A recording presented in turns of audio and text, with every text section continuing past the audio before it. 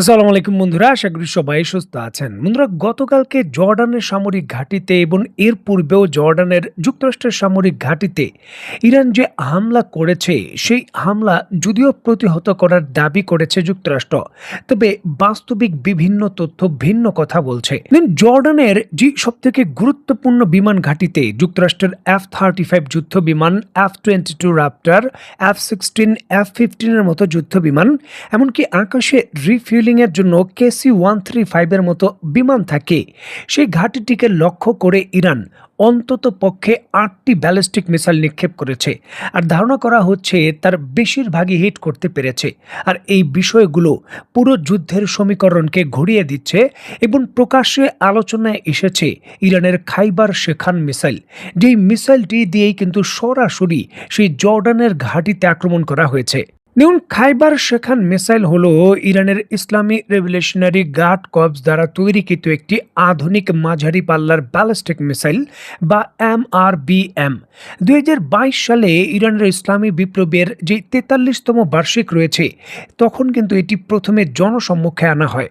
এবং ইসলামিক ইতিহাসে ঐতিহাসিক যে খাইবার যুদ্ধ রয়েছে এবং খাইবারের যে দুর্গ বিজয়ের ঘটনা রয়েছে, সেই ঘটনাকে ইঙ্গিত করেই এই মিসাইলের নামকরণ করা হয়। এবং এটি ইরানের IRGCর যে তৃতীয় প্রজন্মের ব্যালিস্টিক মিসাইল রয়েছে, সেই প্রজন্মের মিসাইল। দেখুন, প্রায় 11.4 মিটার দৈর্ঘ্য এবং প্রায় 76 সেন্টিমিটার ব্যাসের এই মিসাইলটির ওজন প্রায় 6.3 টন, যা অন্যান্য ইরানি মিসাইলের তুলনায় 1/3 হালকা, মানে ওজনে অনেকটাই কিন্তু হালকা। এছাড়াও ওয়ার হেডের কথা যদি আমরা বলি, তাহলে এখানে 500 থেকে 600 কেজি সম্পূর্ণ যে বিস্ফোরক রয়েছে, তা কিন্তু তা বহন করতে পারে।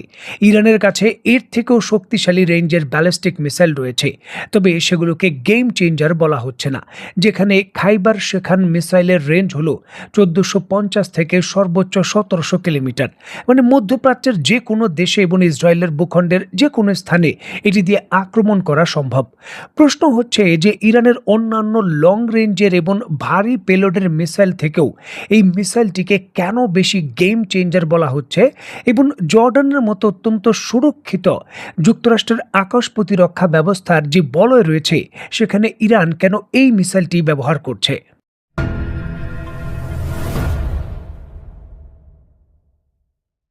যুক্তরাষ্ট্রের আকাশ প্রতিরক্ষা ব্যবস্থা বা ইসরায়েলের আকাশ প্রতিরক্ষা ব্যবস্থাগুলো, যেমন প্যাট্রিয়ট থার্ড বা ডেভিড স্লিং, এগুলো রাডার সিস্টেম ফিজিক্সের যে নিয়ম রয়েছে তার ভিত্তিতে কাজ করে।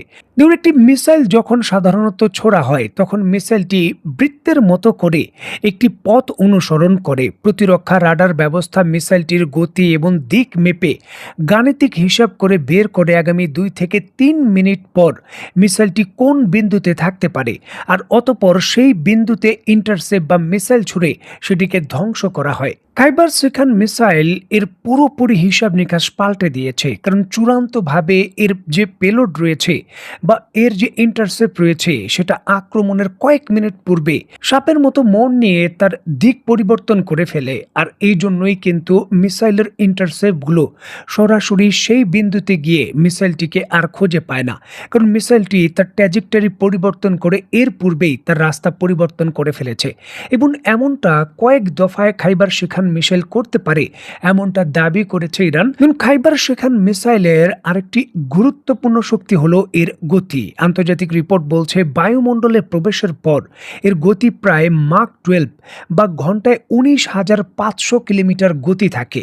আর এই পরিমাণ গতি বেগে যখন সে তার দিক পরিবর্তন করতে পারে, তখন ইন্টারসেপ্ট মিসাইলের পক্ষে প্রায় অসম্ভব হয়ে যায় তার গতির সঙ্গে পাল্লা দিয়ে তাকে চেস করা।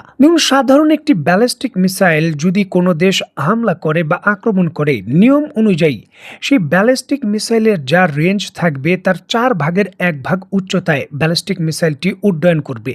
ধরুন 2000 কিলোমিটার মিসাইল রেঞ্জের যদি ফায়ার করা হয়, তাহলে সেই মিসাইলটি ভূমি থেকে 500 কিলোমিটার উচ্চতায় গিয়ে তারপর কাইনেটিক এনার্জি ব্যবহার করে নিচের দিকে আসবে। আর মিসাইল যত উচ্চতায় উঠবে, ততটাই কিন্তু কিন্তু মিসাইলকে শনাক্ত করা এবং তাকে প্রতিহত করার সময় বেশি পাবে আকাশ প্রতিরক্ষা ব্যবস্থা। বলা হচ্ছে খাইবার শেখান মিসাইলের অন্যতম আরেকটি বড় সক্ষমতা হলো এটি ব্যালিস্টিক মিসাইলের তুলনায় অনেকটা 1/3 উচ্চতায় উঠতে পারে। নিয়ম অনুযায়ী 2000 কিলোমিটার রেঞ্জের এই ব্যালিস্টিক মিসাইলটির প্রায় 500 কিলোমিটার উচ্চতায় সর্বোচ্চ যাওয়ার কথা ছিল, তবে এটি ভূমি থেকে 80 থেকে 100 কিলোমিটারের মধ্যেই তার গতিপথ ঠিক রেখে উড্ডয়ন করতে পারে। আর এর কারণে যুক্তরাষ্ট্র এবং ইসরায়েলের রাডার সিস্টেমগুলো খুব একটা বেশি দূর থেকে একে শনাক্ত করতে পারে না। 100 কিলোমিটারের মতো কাছাকাছি আসলেই এটিকে শনাক্ত করা যায়, যেখানে এই গতির কারণে 100 কিলোমিটার পথ মাত্র 1 থেকে 2 মিনিটের মধ্যেই সে পাড়ি দিয়ে ফেলে। সুতরাং আকাশ প্রতিরক্ষা ব্যবস্থাগুলোর রিয়াকশন দেওয়া বা এর বিরুদ্ধে কার্যকর পদক্ষেপ নেওয়ার সময় কিন্তু অনেকটাই কমে আসে। দেখুন, ইরানের পূর্বের মিসাইলগুলো বেশিরভাগই ছিল লিকুইড ফিউলের, যেগুলো ফিউল লোড করতে এবং সেগুলোকে রেডি টু ফায়ার অবস্থায় করতে সময় লাগতো। যুক্তরাষ্ট্রের বিভিন্ন ধরনের যে স্যাটেলাইট সিস্টেম ছিল সেগুলোকে ট্র্যাক করে বুঝতে পারতো হামলা হচ্ছে। তবে বর্তমান খাইবার শেখান মিসাইলগুলো একে তো হালকা, দ্বিতীয়ত মোবাইল লঞ্চিং প্যাডে এগুলো কঠিন জ্বালানি দ্বারা তৈরিকৃত, মানে এগুলো ফায়ার করতে খুব একটা বেশি সময় লাগে না, 10 থেকে 15 মিনিটের মধ্যেই এগুলো সেট আপ করে ফায়ার করতে পারে, যার জন্য যুক্তরাষ্ট্রের আকাশ প্রতিরক্ষা ব্যবস্থাগুলোর জন্য প্রয়োজনীয় তথ্য দিতে স্যাটেলাইট সিস্টেমগুলোও কিন্তু তেমনভাবে কাজে আসছে না।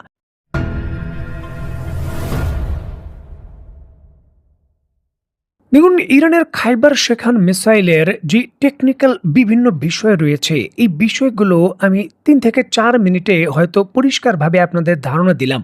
তবে বাস্তবতা হলো এটি টেকনিক্যালভাবে অর্জন করা একটি দেশের জন্য 10 থেকে 20 বছরের কর্মসূচি। কারণ যুক্তরাষ্ট্র সহ পশ্চিমা দেশগুলো এই টেকনোলজি এখনও পুরোপুরিভাবে আয়ত্ত করতে পারেনি। দেখুন, এই মিসাইল শুধু একটি সামরিক বেজে হামলার ক্যাপাবিলিটি নয়, বরঞ্চ যুক্তরাষ্ট্রের $multi-billion যে আকাশ প্রতিরক্ষা ব্যবস্থা রয়েছে তাকেও কঠিন চ্যালেঞ্জের মুখে ফেলেছে।